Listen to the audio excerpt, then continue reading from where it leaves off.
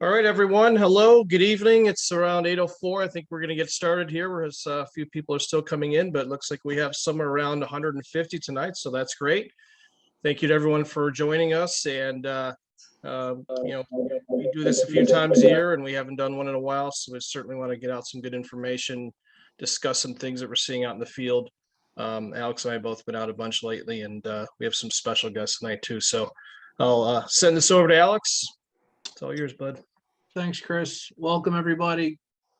Good to see everybody virtually. Tough weather today up here, but we'll get through it like we have. Chris is going to touch on some of that. But before we get going on some of our United stuff tonight, wanted to introduce and give some time to a very special guest. We have Brenda Hilton with us tonight. She's the director of officiating for the Big Ten. And also runs a nonprofit organization called Officially Human. Brenda and I have had the opportunity to get to know each other a lot over the course of the last 6 months or so, trying to work on this officiating shortage and treatment of officials. And I will say without a doubt, she is one of our biggest fans. So without further ado, I'll turn it over to Brenda. Well, thank you, Alex. Thank you, everybody, for being on here tonight. As Alex mentioned, I've been in the officiating space for over 20 years, have never been on a court or field with striped shirt on. So applaud everybody on this call for what you do. I started at the time, it was the Mid-Continent Conference, and worked with the coordinators of all sports there, and just kind of found this passion for what it is all of you do every single day, and mostly why you do it. Sometimes I still don't know why you do it, but our youth in high school and collegiate competitions will not go on without you. And so in 2019, I'd heard enough bad stories and witnessed enough bad stories that everybody was talking and nobody was really doing anything about it. So I founded Officially Human. It's an LLC. It's actually not a not-for-profit, but we're talking about, how do we get a not-for-profit arm? And really what we wanted to do is just try to find a way to educate people on what is it, who are officials, why do they do what they do, and how do we keep them on the courts and fields? And so some people on this call may have done a survey that we put out in 2019. 15 state high school associations participated in it. We got 19,000 responses from it, and weren't really sure what to do with all those responses. So we had some people break it down for us. And then COVID hit, and I swear I would never say that word again, but anyway, that COVID hit, and it gave us a chance in 2020 to figure out how we are going to monetize this. Everybody came to me, anybody I talked to about Officially Human, they would ask me, how was I going to monetize it? And I'm like, I don't know. I'm not really worried about monetizing it. I'm just trying to fix a problem. So through everything we found, we developed a course called Elevate Respect. It's a 16-minute course that organizations can partner with us, and they can put their parents, coaches, and administration through. And it really just talks about the sport ecosystem, especially at the youth level, and educates them a little bit on what it is, why we need officials, why are we losing officials. And then we kind of expanded a little bit, and we went to the signage route. So now we have a complete package that organizations can partner with us and have their constituents go through this program. And hopefully through education like that, it will help everybody on this call. Maybe you won't get yelled at quite as much. I'm hoping that's the goal anyway. We just recently partnered with Triple Crown Sports out of Fort Collins, Colorado. That press release will be coming out this week. And I just want to tell you all on this call that I am your biggest fan, and you can email me, you can text me any ideas, get my contact information from Alex. But Alex really has been a huge supporter of mine, and he's always very honest with me, that I appreciate that. And so if anybody would like to go through the course or preview some of the stuff that we're doing, I would love to share it with you. But really at the end of the day, I want to make things better for all of you. Alex? Thanks, Brenda. I think that for everyone that this is something where Brenda is lucky enough to be in a lot of different spaces in terms of officiating and in terms of sports. And it's really great to see from an administrative standpoint, someone stepping up and being in the corner of officials. I think at times, all of us probably feel like it's take from the administrative side.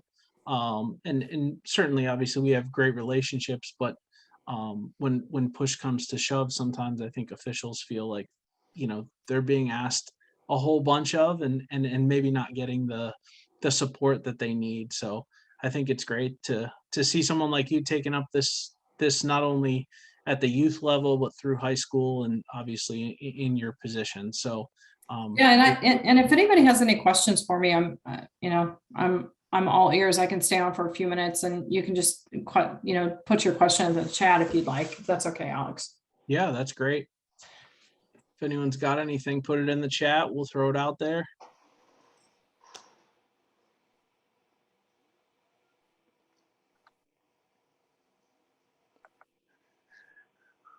For anybody that would like to know, yes, I'm in Chicago and it snowed here today. Yeah, I think we're getting it in New York tomorrow. Yeah, right. We got it here in Virginia today. Yeah.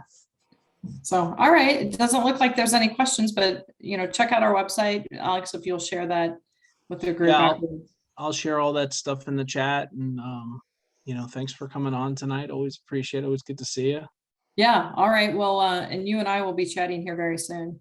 Yep. Sounds good. All right. Thank you, everybody. Thanks, you, Brenda. Brenda. All right. Well, I want to thank Brenda again and kind of roll into our agenda here as we start to unpack a bunch of things from emails the last couple of weeks, and as we kind of get into the middle of April and what I like to call kind of crunch time here for college baseball. Chris has got me talking about lightning here for a second.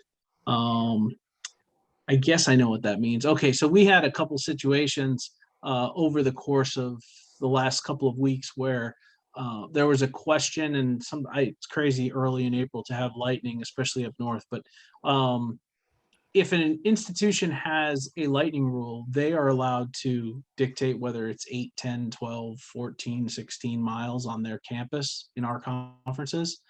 So typically what we'll see is someone from the home team, whether it be the administrator or sometimes, actually a lot of times the trainer, will have that lightning app, whatever it might be. So that app there, from the standpoint of pulling officials, participants and all that, does trump sight of lightning. So even if we don't see it, if it's within their threshold, we get everybody off the field. And then of course that to go back, we do not ever trump the 30 minutes from the last strike. So had a couple situations where I think trainers and team personnel tried to exceed their bounds there a little bit and say that they also controlled field conditions and rain, but just keep in mind that is lightning. And again, those institutions, if someone is above that 8 miles that we see typically on their campus, then we would follow that. So if we do know there's going to be a day with lightning, probably a good idea to ask the administrator on site when you arrive, what their threshold is and who has the app, if there is one. Some will have just the straight detector. And let me just touch on one other thing here related to kind of team administration and arriving on site. I think we've gotten a little bit away from checking in when we get on site. And that's really important. So just make sure when you arrive on a site, especially places where we might be changing outside and some people change over here and some people change over there, just make sure someone knows that you're there, that hour before, even if you just go down and wave yourself in, or certainly if someone has emailed you from an institution asking you to check in with them when they get there, just get that taken care of.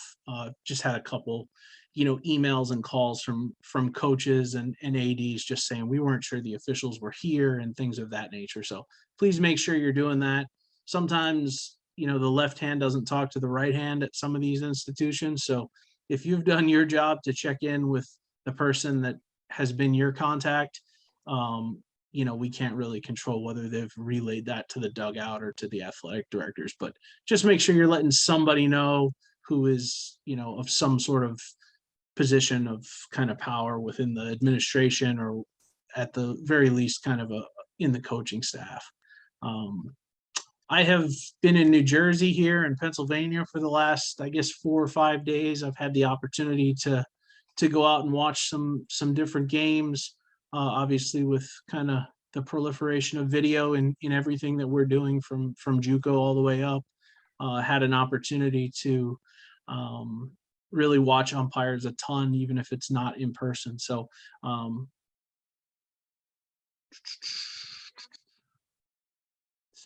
I'm sorry, I was reading the chat as I was talking here. But I've seen a lot of good things out there, and Chris will add to this. He's been out a little bit more than I have, but certainly a ton of good things. I would say the one thing that I've seen that I was a little unhappy with when I did have the opportunity to sneak in on some people is just sometimes the effort has not been what I would like to see.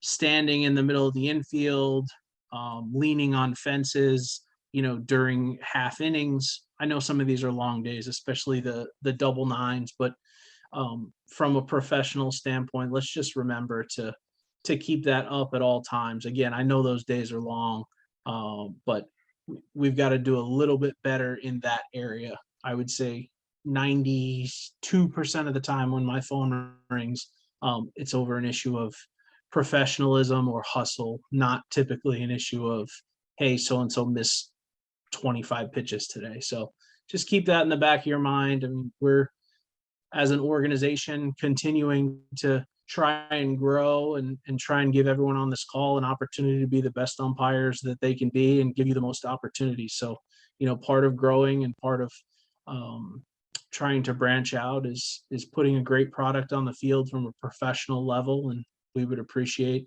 all that you can do for us and all that you are doing for us. Again, these are kind of few and far between, but certainly worth mentioning. Chris, you want to add to that? Yeah, I mean, there's certain things that we can control on the field and certain things that we cannot control. And honestly, effort, hustle, things like that, those are just things that we should never receive emails or phone calls about. I mean, you guys can control all those things. Think about how you're going to be viewed on the field. Sometimes coaches, players are just waiting for us to mess something up or to disagree with a call. So just don't give them the opportunity to do so. I mean, you're only going to be out there for a couple, 3-4 hours. Like Alex said, some of those days are really long, but unfortunately, we're only asking for you guys to just put an effort forth for 3, 4, 5 hours a day. So I don't think that's too much to ask. And, the standards that we've created here within United at all levels, I think that's what separates us. And we want to make sure that we stay on top. So just make sure we have that max effort every day.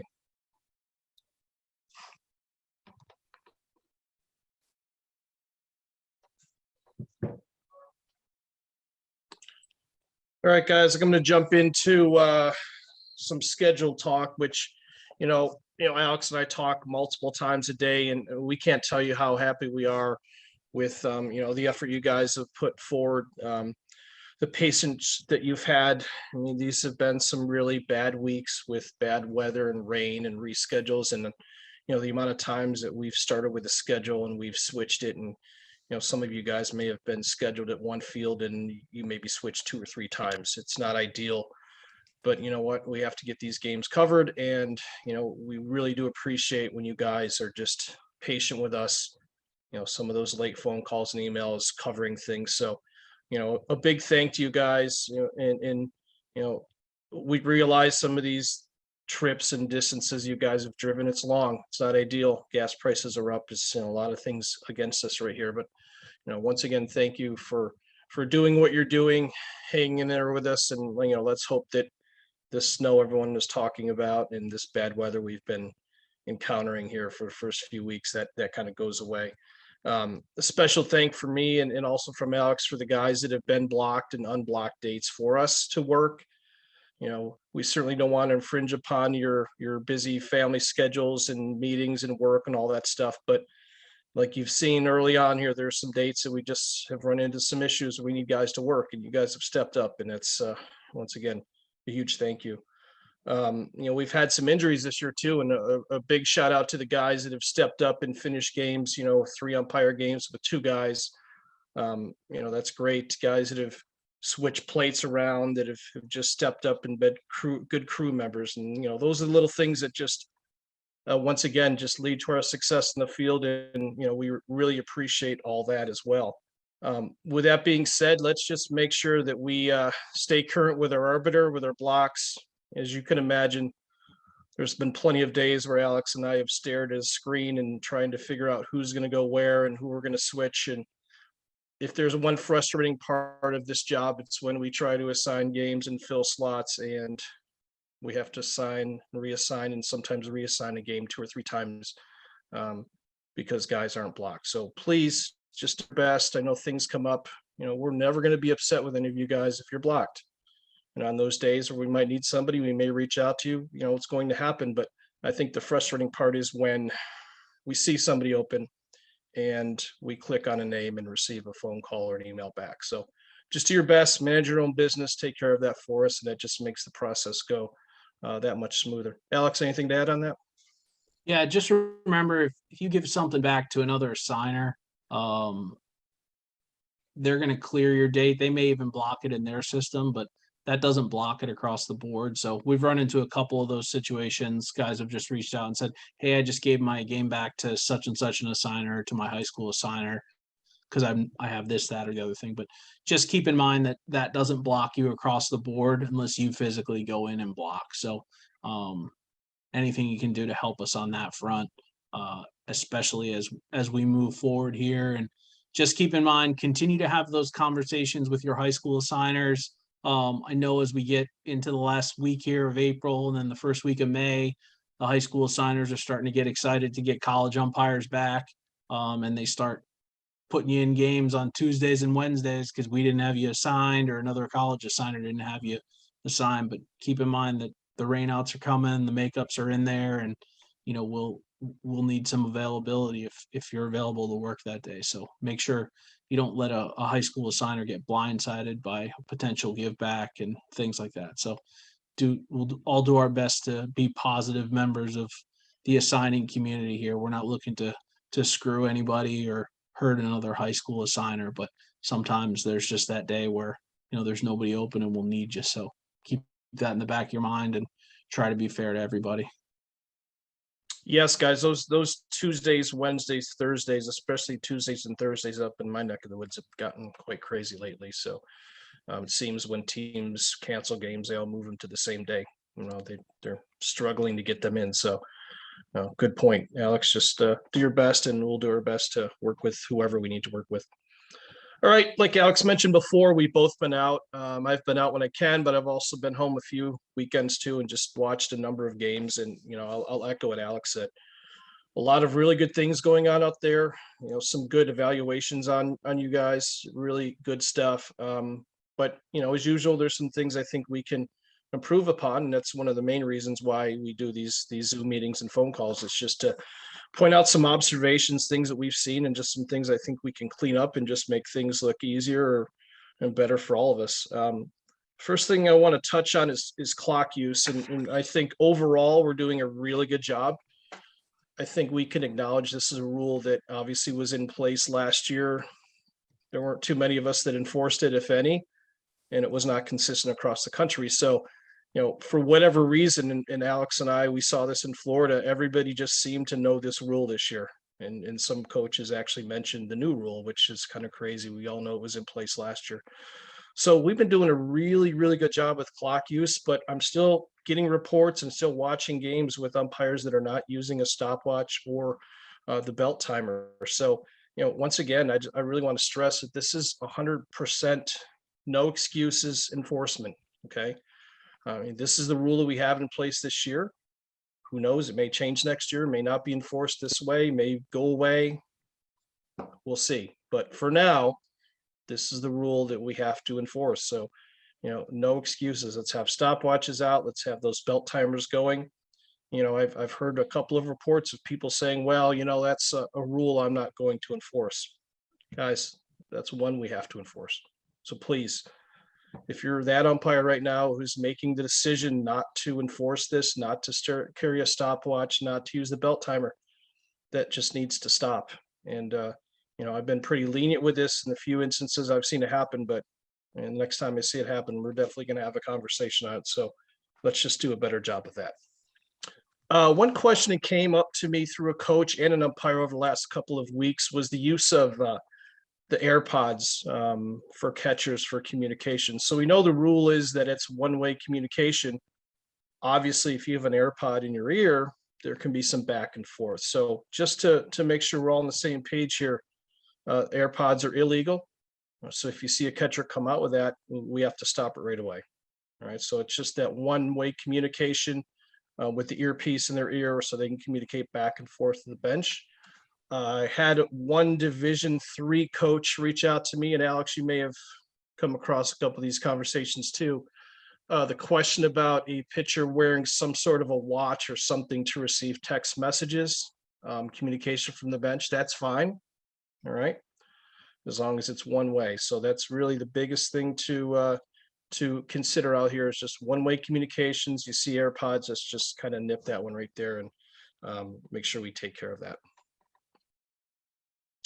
One subject that came up on a conference call last week, and I know this is one thing that we are not doing a very good job of, and I know we are not consistent with what's going on across the country, is our COVID protocols and communication with coaches, right? So maybe we've all kind of had in our brains that, things are getting better out there. COVID's going away. We're safer. We're closer to our partners, players, coaches. Maybe things have gotten better out there. But one thing that definitely came up in this call is the fact that we need to really do a better job across the country, in particular in the Northeast. When coaches come out to the field, we have to direct them to the 45-foot line.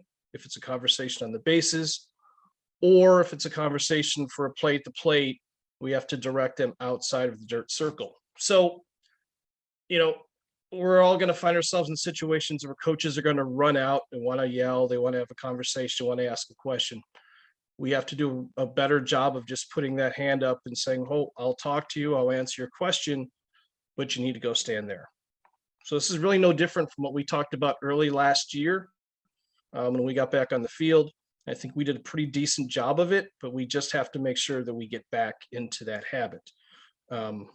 If they refuse, it's like any other situation. It's a warning, listen to them, warn them, try to get them to a position where you can have a conversation, mention to them, hey, I'd like to talk to you, but we have to be socially distanced here.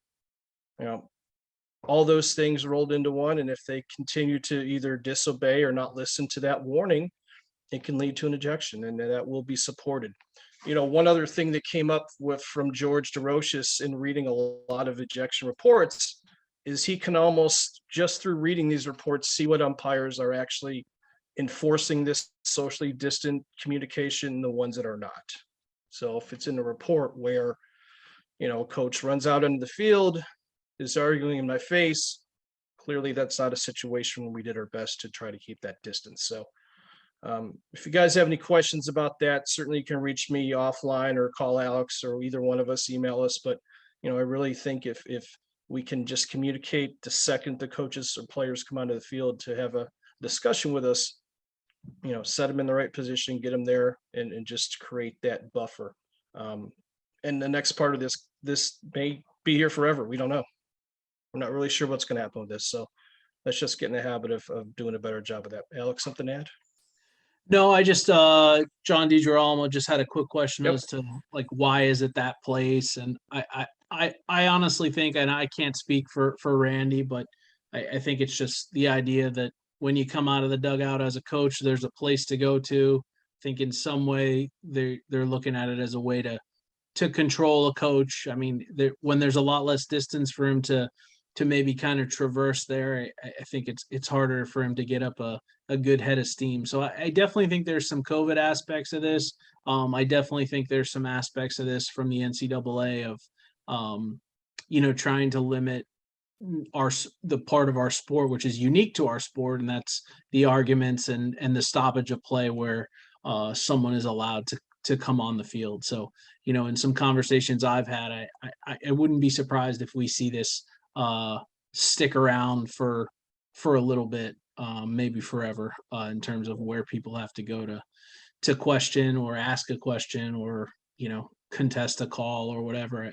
I will say that from the standpoint of having to meet over there at the 45-foot line, it certainly eliminates any of the ability for a coach to demonstrate what they think has happened at a base. So I've seen that be a real positive in terms of that. When they get around the bases, sometimes it can get a little silly. So that's been one good thing, and of course the safety aspect. So, but I don't think that if it was the 65-foot line or the 25-foot line, it would be any different. I think that's just kind of the place they pick, John.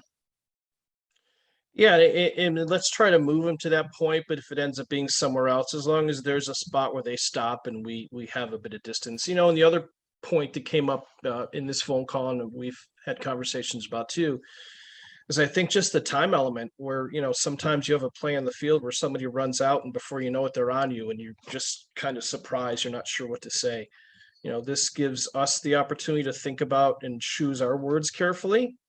And I think also there's a thought that if the coach has to stop, I think Alex hit on this a little bit, and stop at a 45, a 65, the dirt circle, whatever it may be, they may lose some of their thunder. So this becomes more of a meaningful conversation, take some of the emotion out of it. And I think the hope is with the NCAA, I don't want to speak for them, that maybe we'll see that ejections will go down based on this. So I think there's a lot of stuff rolled into this whole concept of meeting somewhere, not running onto the field. Yeah, and just be a little cognizant of it from the standpoint of a call that ends an inning. It kind of creates an awkward situation. If a call ends an inning, they have a question and you've turned your back and walked away, and now we got to come all the way back to the 45-foot line. So not only the calling official, but especially if we're in a 3-person crew, somebody keep their eyes and give someone a heads up if someone's coming out to the 45-foot line, because as we start to get 90, 100, 200 feet between us, now we get obviously a situation where the coach wants to keep coming, and we're so far away by the time we recover and come and meet him. Now we're in the middle of the field or wherever we might be. So just keep your eyes on it from the standpoint of if someone is following the protocols and procedures that the NCAA has put in place, we then don't want to leave them, at the 45-foot line with no one acknowledging them, because that then in their mind, they're like, well, why would I stop here? No one wants to talk to me. No one will even acknowledge me when I'm here. I've got to keep coming. And, from that standpoint, that's not a good look. We had one distinct advantage compared to last year. Last year we had masks on. It was very difficult for us to have a conversation and communicate with people. And I think we found ourselves in situations that maybe we had to speak louder, maybe sound like we're yelling. Well, now we don't have to do that. We can, read body language. Some of us can read lips, but I think that's one advantage we have this year over last. And it's just, I think, an effective way to de-escalate some things. And once we're on the same page, I think that we can get to, like I said before, a more meaningful conversation with a coach or a player, rather than, emotional yelling, scream, whatever it may be, things that we're used to in the past. So I think it's a really good thing. Let's just get in the habit of doing it. Next subject, strike zone communications. So I've had a couple of reports about, this has come from, I think, some partners, from players, coaches, emails, a couple phone calls, where we have umpires that are actually maybe during an at-bat, maybe saying to a coach, a catcher, hey, this is my zone. I'm going to call that pitch a strike today. Maybe a few times there's been umpires that have said, yeah, I'm going to call that pitch 2 balls off the plate a strike today. My zone is 3 or 4 inches off the plate. So I guess my question is, why are we having this conversation with catchers, pitchers, batters, coaches? Why are we letting that information out rather than just calling your zone? You know, I think if you get solid into a very consistent strike zone, you're able to settle in back there. I think let's let that speak for itself. You know, um, I think admitting to a coach or a catcher specifically, he's going to go back to his dugout and tell the coach and his players everything I just told him. It's not like we have a secret between myself and the catcher. So if you readily admit that you're going to call pitches that are, I guess, by rule book standards, not a strike, 2 balls off the plate, the first thing that catcher is going to do when he gets to the dugout and say, hey, this umpire is going to call pitches that are 6 inches off today. They're going to exaggerate. So I think as umpires, we find ourselves in many situations where we just talk too much. For me, let's not call our shot. Let's not describe or explain what our zone is going to be for the day. I think then the flip side of that too is once you tell them that's your zone, if you don't call that zone, then they're going to call you out. So let's just think about what we're going to do back there. We've talked about in the past with our strike zone being a little more tighter left to right, in and out, and being more aggressive top to bottom knee, and getting some of those higher strikes. So if we concentrate on that, just lock in and be consistent, I don't think there's any reason for us ever to have a conversation for us to tell players, coaches, catchers, anybody what our zone is. They'll figure it out. And I think we all can relate to this. If we're really not calling a good zone, there's enough messages and factors involved where people are going to let us know it's time to try to figure it out. All right. So just call your zone. Don't tell anybody what it's going to be. Just work. And I think that's kind of a bigger issue and something we could talk about further down the road. Is, guys, we just talk too much. Let's just go umpire the games and, let our work do the talking for us. All right. One thing that I touched on in the email a couple of weeks ago, and one thing I really want to hit on again tonight, and I'll be honest with you, this is one that kind of bothers me a little bit. And just, not only as a coordinator, but, as an umpire at heart, and I still mess around in the field every once in a while. But for me, the game is a blast. I love the game. But I think some of the most important conversations and meaningful conversations that you can have is in the locker room after a game. I think that's an opportunity for us to discuss what may have happened during a game, what we could do better, what our partners thought about our game. Your partners can answer questions for you. Really, it's just a collaboration of great umpire minds in a locker room trying to get better. And I think if we all have that thought process about helping each other to get better, then I think some of this nonsense that's happening in locker rooms right now is going to go away. So what do I mean by the nonsense? I'm getting reports of pushback, arguments, sarcasm. Let's use these meaningful conversations in a locker room once again to get better, not to be defensive, not to offer up excuses. And it's funny, just before we came on here tonight, I was reading some evaluations, and there's one I read, from a very good umpire, alluding to the fact that he always has an answer. Well, don't ask the question if you're afraid to hear what the answer is. Okay. So the next piece of this, I think, is if you're an umpire who's giving information or answering a question to a crew member, let's just really be aware of how you're presenting it. What does it sound like? These aren't situations where we're going to try to make somebody in a locker room feel bad, make them feel like they messed something up. These have to be positive, meaningful answers to questions. And if you find yourselves in a situation where you're trying to help an umpire, you're communicating and you're just getting pushback, then just back off. There's no reason to fight or argue.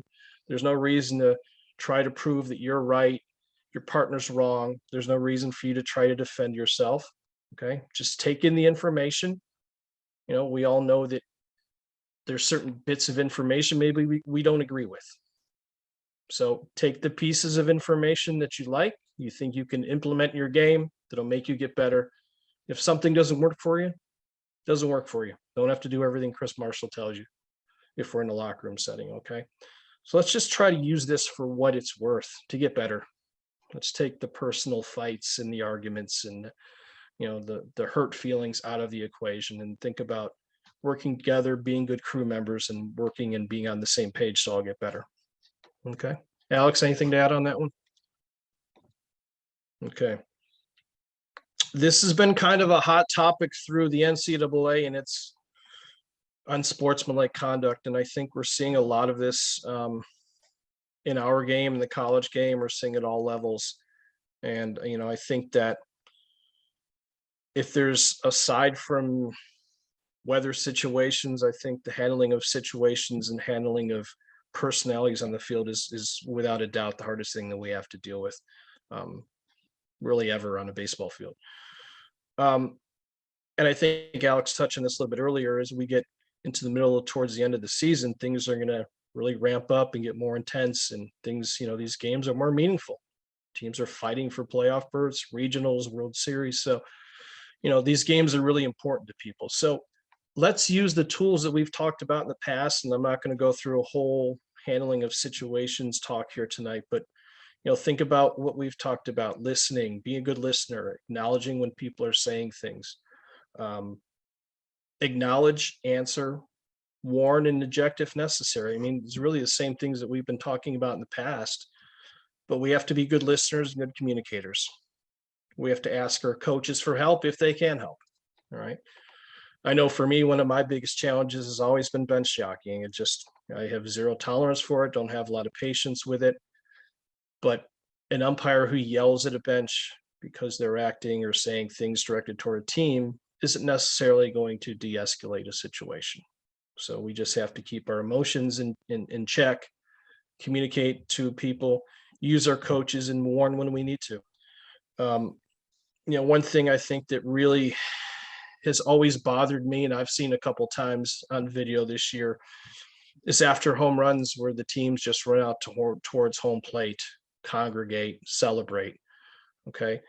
We already know in our game right now, we have some of the bat flipping, we have some of the celebrations, we have talk between teams. Those are things that, we know how to handle, we know how to warn and communicate and handle when it comes up. But I think we need to do a better job when people score runs or teams hit home runs of getting those players back to the bench area, keep them close so they don't congregate around home plate, so they don't celebrate too much, so they don't antagonize the other team. I mean, it's situations like that just make things worse. We have to keep an eye on what happens in between innings. Okay. We're seeing a lot of pitchers that are celebrating, screaming, pounding their chest, whatever it may be, after a strikeout to end an inning. Okay, so we can acknowledge and see what the pitcher's doing, but what's happening with the bench? The opponents, how are they reacting? These are just situations that if we don't handle and take care of right away, they're just going to lead to bigger and worse things. So it's just having an overall awareness of what's going on in the baseball field at all times and handling things when they need to be handled. Alex?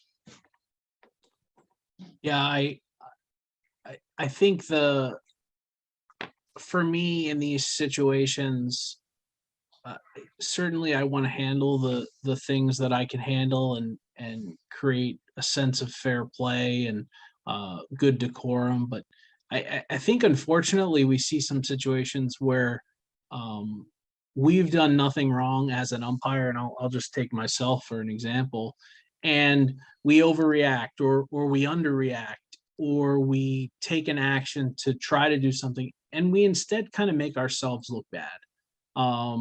And I just want everyone to be aware of what everything looks like on camera, what everything looks like as it's being described when we're redescribing, recreating it. So don't take a situation that, had nothing to do with you as an umpire, and because of the way you react or the way you handle something, now the story becomes the umpire. I think there's a lot of situations that I've heard in the last couple of days that are similar to that. Can happen in bench jockeying situations. It can happen in situations where games are out of control and we decide to maybe expand the strike zone, and we're taking something that was fine and now maybe putting a black mark on ourselves. So just keep in mind, it has never been harder to umpire. I will tell you, it has never been harder to officiate any sport. There are cameras everywhere. There are iPhones. Everyone is a videographer. There's TrackMan. I alluded to some of this in a Facebook post the other night, and we are better than we were 10 years ago, and we're a lot better than we were 20 years ago. But the people that have the ability to slow things down, rewatch them 40 times, and then be critical, they're out there. So again, just be cognizant of how you can serve the game appropriately and how you can continue to make yourself look good in terms of those situations. And more importantly, how we can avoid making the umpiring the story when it was never the story to begin with. Hey, Alex and Chris, this is Skip Dietz. Can I add something to that? Sure. How'd you get unmuted? I did it myself. Go ahead. One of the things that I found is, and I talked to Chris and Alex about this preseason about the MAC and how I saw that bench jockeying has just was crazy. Well, I'll tell you what, you guys must have talked to the right people, because it hasn't been, but I address it at every plate conference, whether I'm the crew chief or not. And I talk to my crew, my plate umpire before that game, and I say, do you mind if I address it? And they're like, no, go ahead. So I do. But I tell the coaches, hey, you all know what it sounds like. We're not going to get in your dugout. We're going to talk to your coaches. And I've always set up a kind of a system with my base umpires and say, you got that dugout and you got that dugout. And I found the best way to do it when I'm on the wings is to establish a relationship with that first base coach, because he's the one that you can talk to and say, hey, did you hear that? Did you hear that? He's getting on the pitcher now on pickoffs. They said this about, a pitching wedge or something like that on a spiked pitch. And if you let them know about that right away, first inning, second inning, when it happens, they will work with you. And if they don't, you can make it in their interest to work with you by say, hey, I don't want to give a warning here. You got to fix that. And then that way you're not getting in their dugout. You've established that relationship. And then by the third or fourth inning, you hear nothing. And it's really worked for me. That's kind of a strategy, or that kind of a tactic early. And I found that it's really helped this year. And especially in the MAC, I've heard, like, after the first or second inning, I'll say, hey, you got to shut that down, Ryan. First name to the guy. Hey, Ryan, did you hear that? We got to shut that down. We have to shut it down. So you become, kind of symbiotic with that guy, to where he's going to help you because he doesn't want to get a guy ejected. And to me, it's a tactic that works. And if you set that strategy with your crew beforehand, it's something I think that could help everybody out. I will go on mute again. Skip, you bring up some really good points. And I think the first point that I want to touch on is having a plan before you go on the field. I'm sure at every level of baseball that United assigns, generally there's one umpire that's worked one of those two teams before, or has some knowledge, or is spoken to, because like I alluded to earlier, we all can't keep our mouths shut. So we're all telling stories. We kind of know who the teams are, the players are, stuff gets around pretty quickly.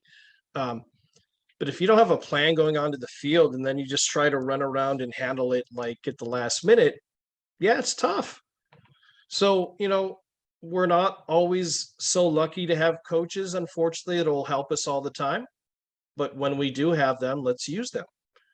And then you've put that on them. And if it leads to the point where we're going to have to warn somebody and, eventually maybe eject somebody, then it's all part of the information that can end up going in that report, is that, hey, in the first inning, I spoke to the first base coach, mentioned to him, this is what's coming out of the dugout. Hey, can you help me out? Just stuff like that. So I think really whatever tool you can use on the field to help handle these situations is the best one. And, for umpires that have been around for a while, or even newer umpires, I think it's safe to say that not every single situation is the same. not every bench clearing fight, brawl could be the same. And we've had a couple of those this year too. So these are not easy to handle. We understand that, but I think if we're able to assess the situation, communicate, warn, use the people out there to help us, I think we stand a better chance of coming through it and either, eluding the situation, having it not happen, or just being better equipped to handle and take care of business when we need to. So good stuff, Skip, definitely. I'm going to move on now to summer collegiate baseball, and we touched on this a little bit earlier, I think, or maybe it was Jim and I speaking, but we're to a point now where I'm going to start to look at in a couple of weeks schedules for summer baseball, New England, New York Draft League. So if you guys have dates or you're working on them, send them to me. I'm going to try to get some work on this stuff in the next couple of weeks going into May. I know a lot of you guys have had special requests in the past, guys you want to work with. You want to work, a week or two in New England. You want to go through the draft. You want to tie it all together. Maybe you want to tie it into what Alex has going on, and he can speak to that in a couple of minutes here too. But whenever you guys have some information, now is about the time. And I know we've told a couple of people, hey, just hold off. I think Mr. Slosik, I may have said that to you at one point, but for you guys that are putting together dates, now's a good time to start sending them along to me, and I'm going to start to do some work on that. Detweiler, are you on this call? Tim must not be. I'm here, Chris. He's probably muted. Okay. Oh, yeah. All right, Tim, you have a couple seconds. Go ahead and talk. You'd mentioned to me you wanted to mention some stuff that's going on in your neck of the woods. Sure, appreciate it, Chris and Alex. As many of you guys probably have heard in the knitting circles, myself, Tom Honick, and John Porter will be assigning the Valley League this summer. We're really looking forward to that, and I've talked with Alex and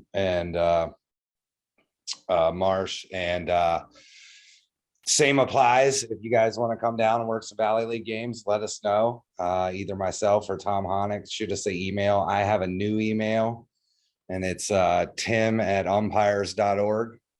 And I'd prefer you send everything through that, same cell phone number, all that. But like Chris and Alex, I'm going to get started here in the next couple of weeks. And so if you have dates and you want to tie it all together, just let us know.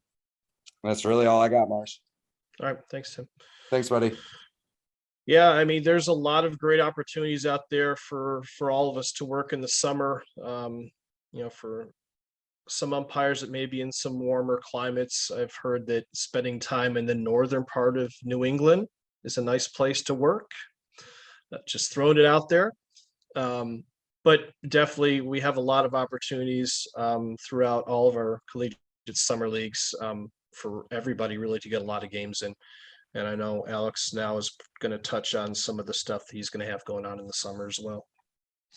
Yeah, I mean, our summer stuff at United Travel, running through Lake Point in Atlanta and Creekside in Kansas City and Indianapolis at Grand Park, certainly some opportunities there. I know some of you guys have taken advantage of that. If that's something you want to come out and do for a week or so, let us know.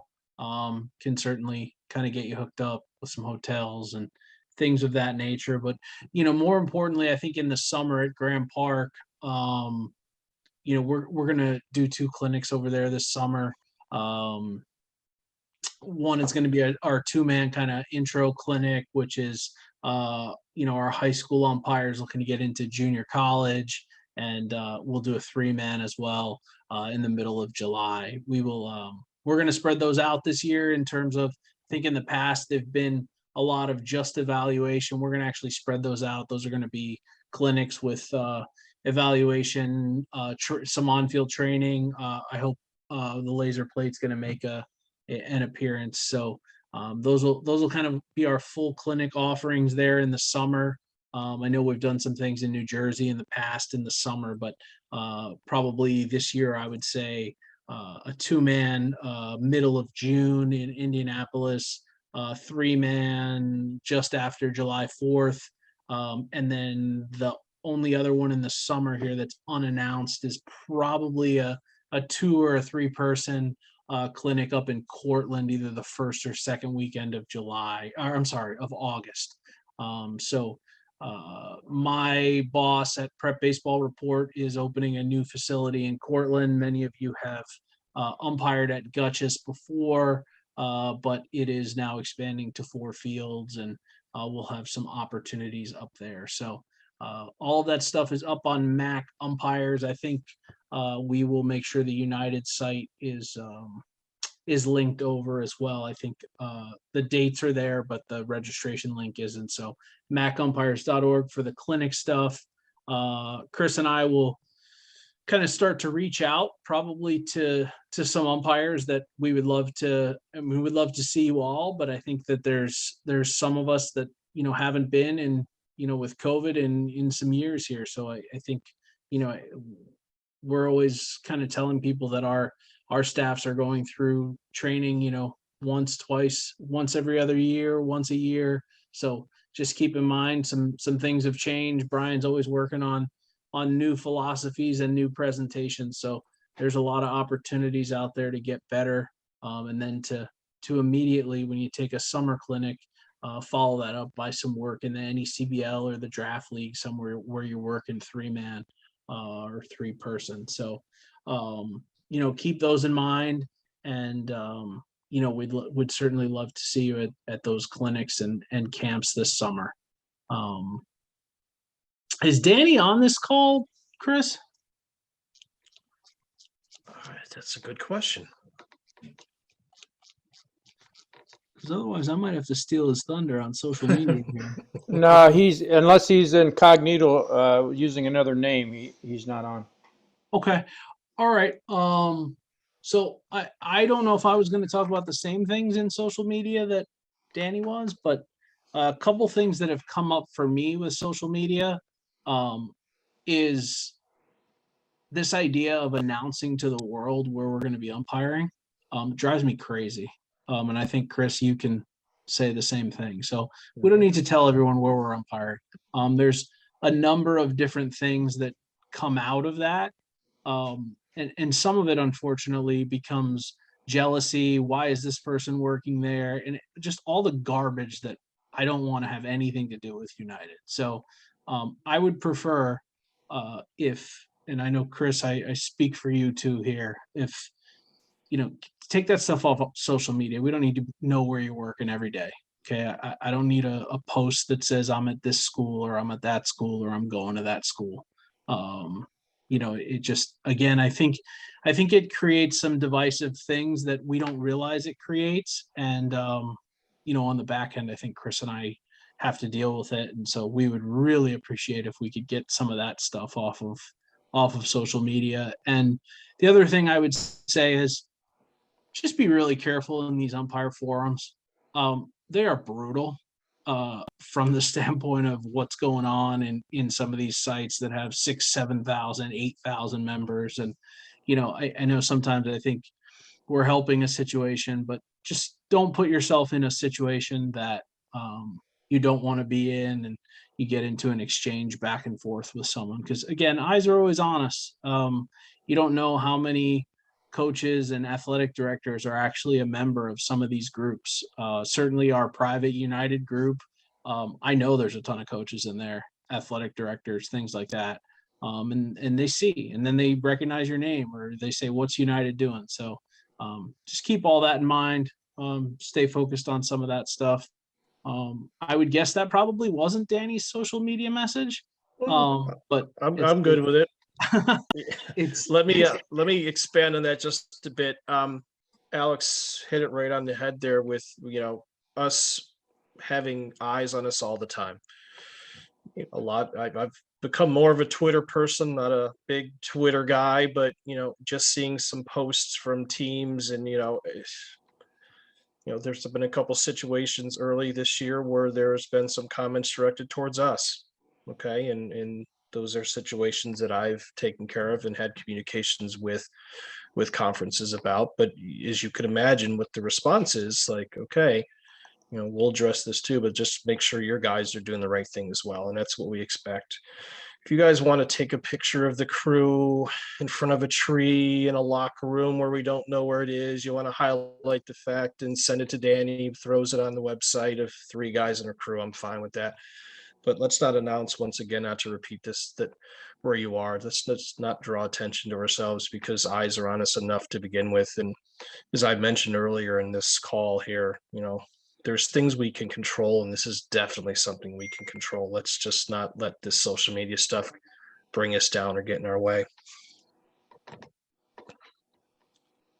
Well, I think that's just about it, Alex. I think we've run through our agenda here. I'm looking in the chat. I don't see any questions. No. We put him to sleep here, Marsh. Well, I mean, we talk about that when we're on the field, putting them to sleep, but that's not how we want to run these Zoom meetings. Yeah. To everybody, if you have any questions or, concerns, Alex and I, we do our best.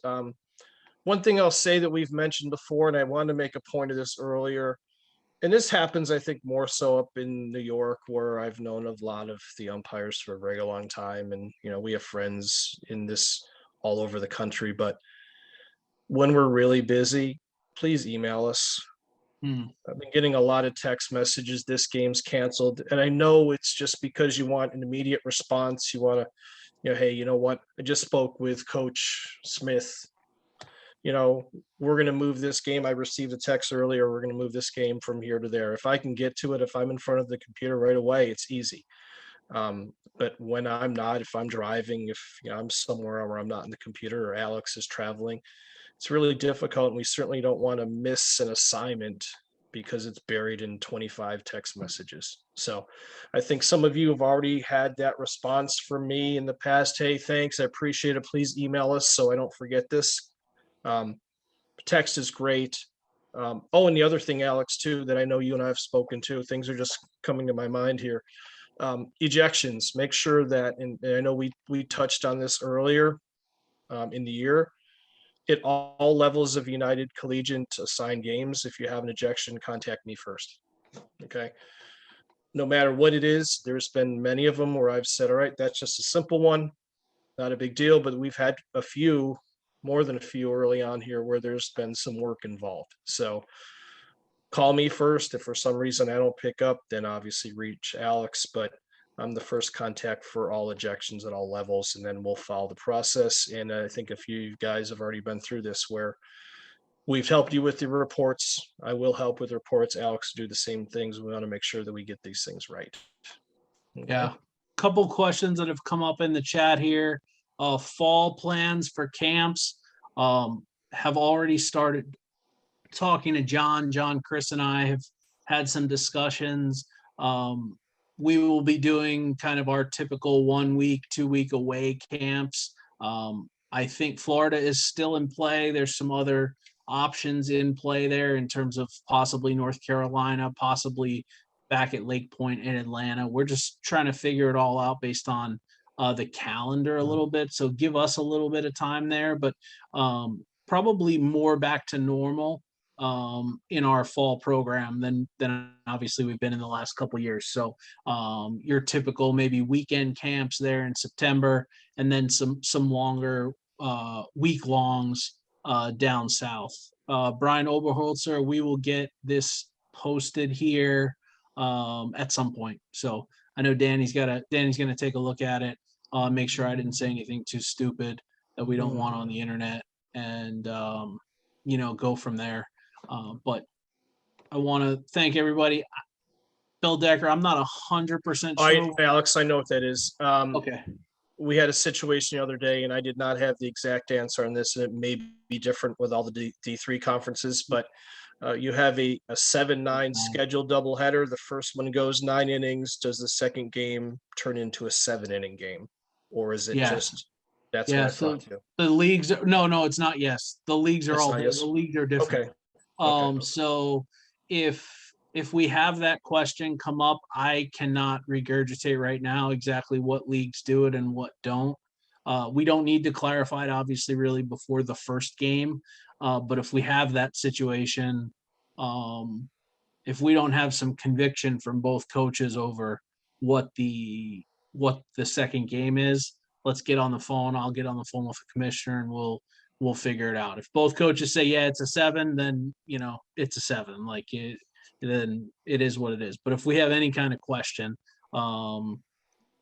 let's make sure that we get an answer there. I would say in most instances, those coaches will know that a little bit better than we probably do at this point, just with all the different conferences. Yeah, if they're really convincing about it and it's two people you can put some trust in, they probably know it. Yeah. You'll know they're not trying to work you. I'll answer Todd's question here. Todd, for me, if I see a pitcher with a watch who's receiving messages for pitches or locations, whatever, I'll keep an eye on him. If I see him go to that thing and start to communicate back, that's when I would address it. I think it'd be pretty obvious for me, if you're watching the pitcher, if that pitcher is trying to communicate back. Looking at his and speaking into his wrist, I think would be pretty obvious for me. So outside of that, I think we're going to allow that. And I think it's a good thing. I wish more people and teams would do it just to speed the game up. Just my opinion.